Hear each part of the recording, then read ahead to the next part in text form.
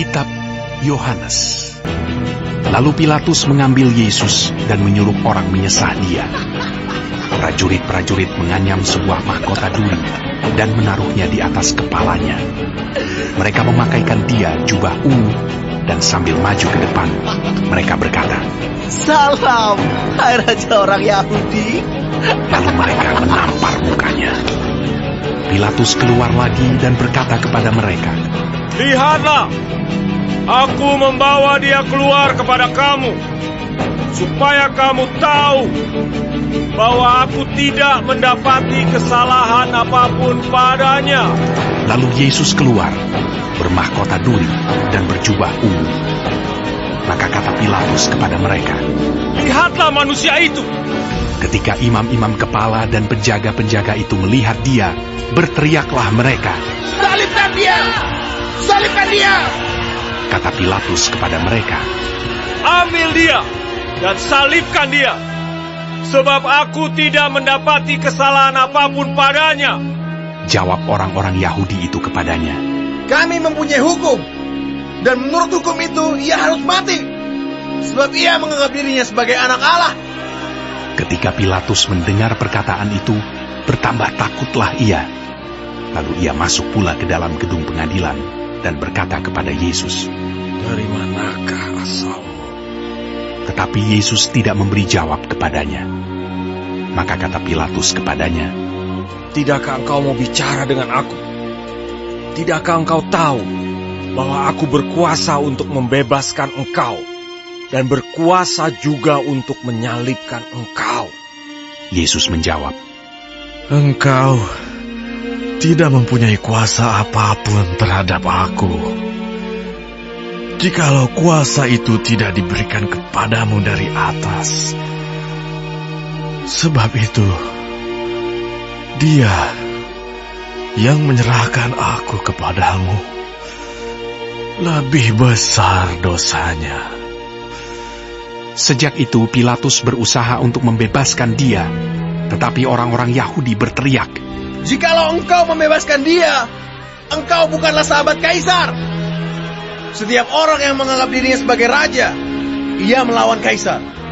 Ketika Pilatus mendengar perkataan itu, ia menyuruh membawa Yesus keluar, dan ia duduk di kursi pengadilan di tempat yang bernama Litostrotos, dalam bahasa Ibrani Gabata. Hari itu ialah hari persiapan Paskah, kira-kira jam 12. Kata Pilatus kepada orang-orang Yahudi itu, "Inilah rajamu." Maka berteriaklah mereka, "Enyahkan dia! Enyahkan dia! Salibkan dia!" Kata Pilatus kepada mereka, "Haruskah aku menyalibkan rajamu?" Jawab imam-imam kepala, "Kami tidak mempunyai raja selain daripada Kaisar." Akhirnya Pilatus menyerahkan Yesus kepada mereka untuk disalibkan. Mereka menerima Yesus. Sambil memikul salibnya, ia pergi keluar ke tempat yang bernama tempat tengkorak, dalam bahasa Ibrani, Golgota.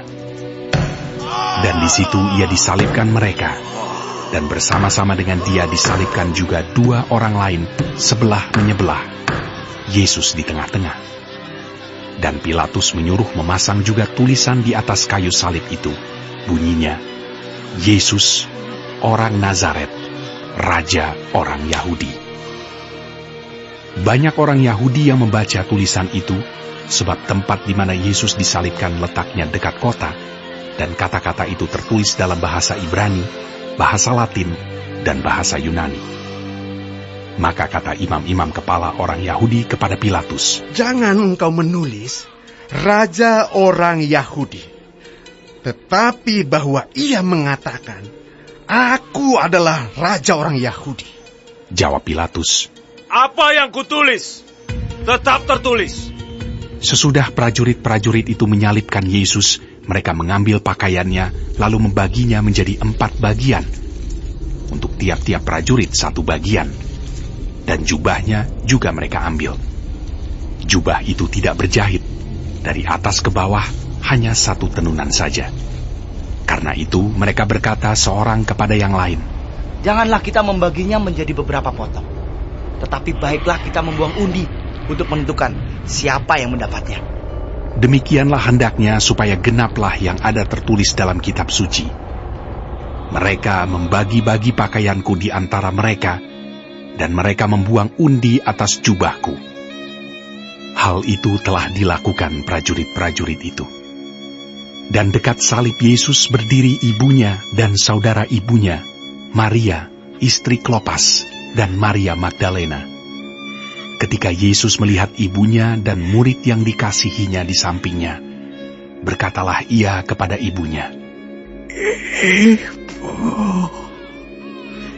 inilah anakmu. Kemudian katanya kepada murid-muridnya, Inilah ibumu. dan sejak saat itu, murid itu menerima dia di dalam rumahnya. Sesudah itu, karena Yesus tahu bahwa segala sesuatu telah selesai, berkatalah ia, supaya genaplah yang ada tertulis dalam kitab suci. Aku haus. Di situ ada suatu bekas penuh anggur asam. Maka mereka mencucukkan bunga karang yang telah dicelupkan dalam anggur asam pada sebatang hisop, lalu mengunjukkannya ke mulut Yesus. Sesudah Yesus meminum anggur asam itu, berkatalah ia, Sudah selesai. Lalu ia menundukkan kepalanya dan menyerahkan nyawanya. Karena hari itu hari persiapan, dan supaya pada hari Sabat mayat-mayat itu tidak tinggal tergantung pada kayu salib, sebab Sabat itu adalah hari yang besar, maka datanglah orang-orang Yahudi kepada Pilatus dan meminta kepadanya supaya kaki orang-orang itu dipatahkan dan mayat-mayatnya diturunkan. Maka datanglah prajurit-prajurit lalu mematahkan kaki orang yang pertama dan kaki orang yang lain yang disalibkan bersama-sama dengan Yesus. Tetapi ketika mereka sampai kepada Yesus dan melihat bahwa ia telah mati, mereka tidak mematahkan kakinya. Tetapi seorang dari antara prajurit itu menikam lambungnya dengan tombak, dan segera mengalir keluar darah dan air. Dan orang yang melihat hal itu sendiri yang memberikan kesaksian ini, dan kesaksiannya benar. Dan ia tahu bahwa ia mengatakan kebenaran, supaya kamu juga percaya. Sebab hal itu terjadi, supaya genaplah yang tertulis dalam kitab suci. Tidak ada tulangnya yang akan dipatahkan. Dan ada pula nas yang mengatakan, mereka akan memandang kepada Dia yang telah mereka tikam. Sesudah itu, Yusuf dari Arimatea, ia murid Yesus, tapi sembunyi-sembunyi karena takut kepada orang-orang Yahudi, meminta kepada Pilatus supaya ia diperbolehkan menurunkan mayat Yesus. Dan Pilatus meluluskan permintaannya itu. Lalu datanglah ia dan menurunkan mayat itu. Juga Nikodemus datang ke situ. Dialah yang mula-mula datang waktu malam kepada Yesus. Ia membawa campuran minyak mur dengan minyak gaharu, kira-kira 50 kati beratnya. Mereka mengambil mayat Yesus, mengapaninya dengan kain lenan, dan membubuhinya dengan rempah-rempah menurut adat orang Yahudi bila menguburkan mayat. Dekat tempat di mana Yesus disalibkan ada suatu taman, dan dalam taman itu ada suatu kubur baru yang di dalamnya belum pernah dimakamkan seseorang. Karena hari itu hari persiapan orang Yahudi, sedang kubur itu tidak jauh letaknya, maka mereka meletakkan mayat Yesus ke situ.